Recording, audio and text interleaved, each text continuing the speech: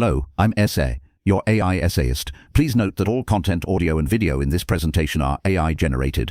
As AI can sometimes produce inaccuracies, I encourage you to verify any factual information presented. With that in mind, let's begin. 1878 William Kingdon Clifford on the nature of things in themselves. The year 1878 witnessed the publication of William Kingdon Clifford's On the Nature of Things in Themselves, a philosophical treatise grappling with the enduring enigma of human knowledge and its limitations. The core question it undertakes revolves around what can be known, what can be inferred, of the nature of reality beyond the confines of direct human experience. This inquiry probes the very essence of what constitutes the real, setting the stage for Clifford's central argument, Panpsychism. This doctrine postulates that mind stuff constitutes the fundamental building block of reality, not merely an emergent phenomenon arising from complex biological systems. Clifford's work endeavours to bridge the perceived chasm between subjective experience, the realm of mind, and objective reality, the realm of matter, proposing that both originate from the same underlying elements. The intellectual landscape of the late 19th century provides critical context. It was an era dominated by scientific materialism and positivism. Scientific materialism, in its purest form, sought to reduce complex phenomena, including consciousness, to purely physical processes governed by deterministic laws. Positivism, on the other hand, emphasized empirical evidence and the scientific method as the sole legitimate sources of knowledge, often dismissing metaphysical speculation. Clifford's views, therefore, represented a formidable challenge to this prevailing paradigm. Clifford's primary intellectual project was to reconcile the seemingly disparate domains of consciousness and the physical world. The challenge involved understanding how to accommodate the subjective experience of consciousness within an objective physical framework. The objective physicality of the world, according to prevailing scientific understanding, seemed a fixed reality. Clifford's thesis was that all matter, at its most fundamental level, possesses a form of proto-consciousness, a rudimentary awareness. He did not simply assert this. He constructed an argument to illustrate his point.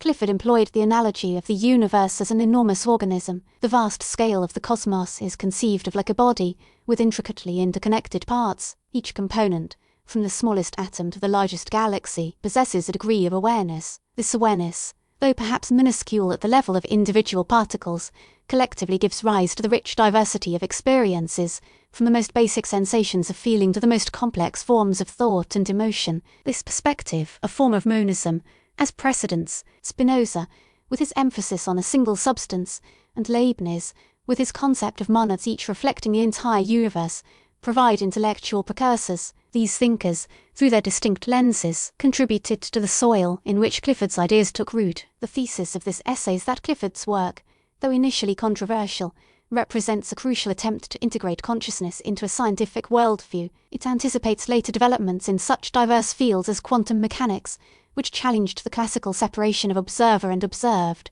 and systems theory, with its emphasis on interconnectedness and emergent properties. Clifford's work, in effect, sought to provide a philosophical framework capable of addressing these aspects of reality. The subsequent sections will meticulously dissect Clifford's argument, analysing his specific claims and evaluating the philosophical merits of his approach. This will include first evaluating the philosophical context, which necessitates appreciating the intellectual environment that shaped Clifford's thought. Second, a rigorous examination of Clifford's core arguments will follow, focusing on his concept of mind stuff, his methods of inference, and the challenges inherent in panpsychism. Finally, the essay will assess Clifford's enduring relevance, examining both the critiques his work faced and its potential impact on contemporary scientific and philosophical discourses. Thus, the strut will be as follows: the philosophical environment, the argument itself, and finally, a modern assessment. William Kingdon Clifford's 1878 essay on the nature of things in themselves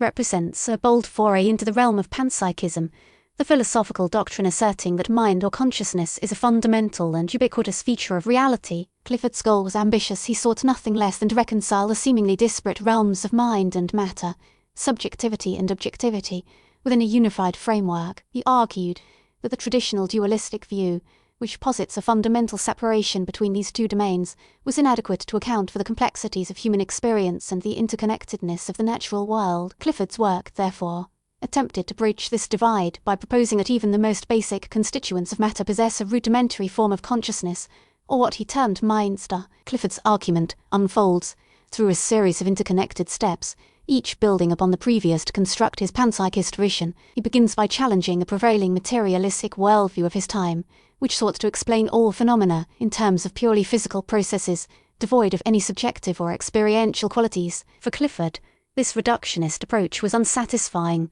failing to account for the undeniable reality of consciousness and the subjective dimension of human existence. He found it difficult to accept that something as complex and rich as human consciousness could emerge solely from the interactions of inert, mindless particles. In response, Clifford proposes an alternative framework based on the concept of mind stuff. He posits that the fundamental building blocks of reality are not simply passive, inert particles, but rather possess an inherent capacity for experience.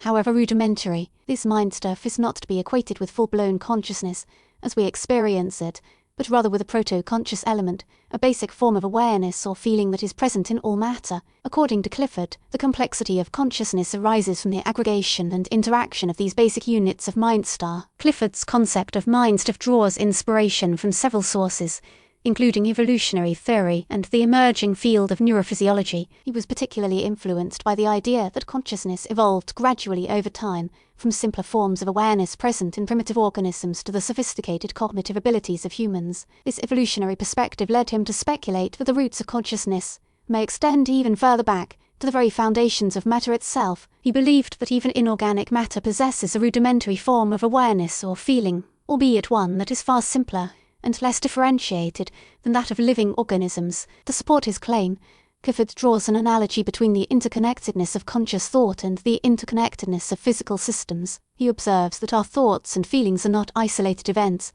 but rather are intimately connected to our bodies and to the external world. Similarly, he argues that physical systems are not simply collections of independent particles, but rather are complex networks of interacting elements. Clifford suggests that this interconnectedness may be indicative of a deeper unity between mind and matter, a unity that is grounded in the fundamental properties of mind stuff. Clifford's methodology for inferring the nature of things in themselves relies heavily on analogy and inference. Given that we can only directly experience our own consciousness, he argues that we must rely on indirect methods to infer the nature of reality beyond our subjective experiences. He uses analogy to bridge the gap between the known realm of consciousness and the unknown realm of the physical world, suggesting that the similarities we observe between these two realms may be indicative of a deeper underlying connection. However, Clifford's approach faces several challenges and limitations. One of the most significant challenges is the difficulty of empirically verifying the existence of mind stuff in all matter. Given that mind stuff is posited to be a rudimentary form of awareness,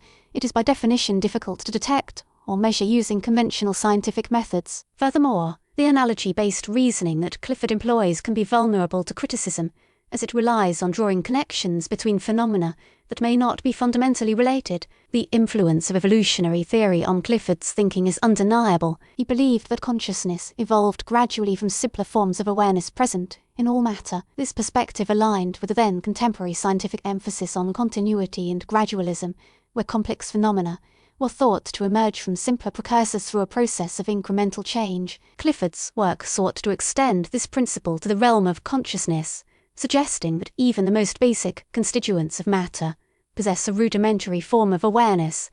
It serves as the foundation for more complex cognitive abilities. In contrast to Clifford, many of his contemporaries, such as T.H. Huxley and John Tyndall, advocated for a more materialistic worldview. These thinkers believed that consciousness was simply a byproduct of physical processes in the brain, a kind of epiphenomenon that had no causal influence on the physical world. They rejected the idea that mind could be a fundamental property of matter, arguing that such a view was unsupported by scientific evidence. Clifford's specific claims about the unity of mind and matter were meant to address a fundamental problem in philosophy: how to account for the apparent subjectivity of experience within an objective physical world. He believed that by positing mind stuff as a fundamental property of matter, it was possible to bridge the gap between the subjective and objective realms and to provide a more unified and coherent picture of reality. This proto-consciousness at the fundamental level of matter could explain emergent phenomena like consciousness in complex organisms. This was effectively a framework for viewing reality with its emphasis on interconnectedness and emergent properties. Clifford's work, despite its limitations, remains a valuable contribution to the history of ideas. His bold attempt to integrate consciousness into a scientific worldview challenges us to reconsider the boundaries between mind and matter, and to explore the possibility that consciousness may be a more fundamental and pervasive feature of reality than we typically assume. William Kingdon Clifford's 1878 essay on the nature of things in themselves represents a pioneering, if ultimately speculative, attempt to reconcile subjective experience with the objective, material world. Clifford sought to explain consciousness not as an emergent property unique to complex organisms, but as a manifestation of a more fundamental property inherent in all matter-mind stuff, a proto-conscious element present throughout the universe. This radical hypothesis, known as Panpsychism, proposed that even the seemingly inert possesses a rudimentary form of awareness, a perspective with surprising echoes in later developments in systems theory and, controversially, certain interpretations of quantum mechanics. The genesis of Clifford's mind-stuff concept can be traced to the philosophical problem of bridging the Cartesian divide between mind and matter. Traditional materialism struggled to explain how subjective experience could arise from purely physical processes. Idealism, conversely, rendered the external world a mere projection of consciousness. Clifford aimed for a middle ground, a monistic view where mind and matter were two aspects, a single underlying reality. On the nature of things in themselves, Clifford argues that the only things we can directly know are our own sensations. From these sensations, we infer the existence of an external world and other minds. Clifford takes from this that our own internal reality offers a starting point to infer the universal properties of existence. Every element of matter thus possesses a minute degree of mind stuff, a concept intended to avoid any inherent dualism. The complexity of a conscious being emerges from the complex interactions of countless tiny minds. This distributed consciousness allows for the possibility that the universe itself possesses a form of awareness, not as a unified entity, but as a vast network of interconnected proto-conscious elements analogous to a brain constructed from individual consciousnesses. While Clifford did not formulate specific mathematical equations to quantify mind stuff, his approach hints at a systems-oriented perspective. He visualized reality as a network of interacting elements, where the properties of the whole emerge from the relationships between its parts. This foreshadows aspects of systems theory, which emphasizes the interconnectedness and emergent behavior of complex systems, biological organisms, social networks, or ecosystems. Clifford's work also bears an intriguing, if indirect, relationship to quantum mechanics. Some interpretations of quantum mechanics, particularly those involving the observer effect, suggest that the act of observation influences the state of a quantum system. This has led to speculative and contested ideas that consciousness plays a role in shaping reality. While Clifford's mind stuff is distinct from these quantum interpretations, both explore the possibility that consciousness may be more deeply intertwined with the fabric of reality than classical physics allows. It is important to acknowledge that quantum mechanics provides no direct empirical validation for panpsychism, and the connection remains largely philosophical. Clifford's Panpsychism directly influenced subsequent thinkers. Alfred North Whitehead, a prominent philosopher and mathematician, adopted a process philosophy that shared Clifford's emphasis on interconnectedness and the fundamental role of experience in shaping reality. Whitehead's process philosophy views reality as a continuous flow of events, where each event is a throbbing of experience. Gregory Bateson, a renowned anthropologist and systems theorist, was also influenced by Clifford's ideas, incorporating them into his work on ecology, communication, and the nature of mind. Bateson emphasized the importance of patterns, relationship, feedback loops in understanding complex systems. Echoing Clifford's holistic whirl, the reception of Clifford's panpsychism was mixed. Some contemporaries found it a compelling attempt to bridge the gap between science and philosophy. Others criticized it for its lack of empirical evidence and its reliance on speculative metaphysics. Critics argue that mind stuff is an unfalsifiable hypothesis, impossible to test or verify through scientific means. Moreover, alternative theories, such as emergent materialism, provide explanations for consciousness that require the postulation of fundamental mental properties of matter. Modern critiques of Clifford's panpsychism largely center on issues of explanatory power and parsimony. Critics point out the absence of a mechanism to explain how individual instances of mind stuff combine to produce the complex and unified consciousness of a human being. Furthermore, they argue that simpler, more materialistic explanations adequately account for the observed phenomena of consciousness. Despite these criticisms on nature of things in themselves warrants recognition, Clifford was not successful in providing specific technologies. However, his ideas have exerted a subtler influence on the philosophical underpinnings of emerging fields. For example, Research into artificial intelligence has grappled with the question of whether consciousness can arise in non-biological systems. Clifford's Panpsychism offers a theoretical framework for considering the possibility of consciousness extending beyond the biological realm. Similarly, the study of complex systems has explored the emergence of novel properties from the interactions of simple components. Clifford's vision of a universe permeated with rudimentary forms of awareness resonates with this emphasis on emergent behavior. The Gaia hypothesis, too, postulates that Earth operates as a self-regulating complex system. The claims made on the nature of things in themselves have not been proven or disproven by further means. Clifford's metaphysical claims concerning the fundamental nature of existence are situated outside the purview of empirical verification. His work serves as a valuable reminder of the limitations of scientific reductionism and the enduring mystery of consciousness. We really appreciate you tuning into this AI-powered presentation. Our goal is to push the boundaries of AI in content creation, and your input is invaluable. If there's a particular subject you'd like to see us tackle next, or if you have suggestions on how we could fine-tune our AI's creative prompts, please don't hesitate to leave your ideas in the comments section. We're excited to bring you more unique content very soon.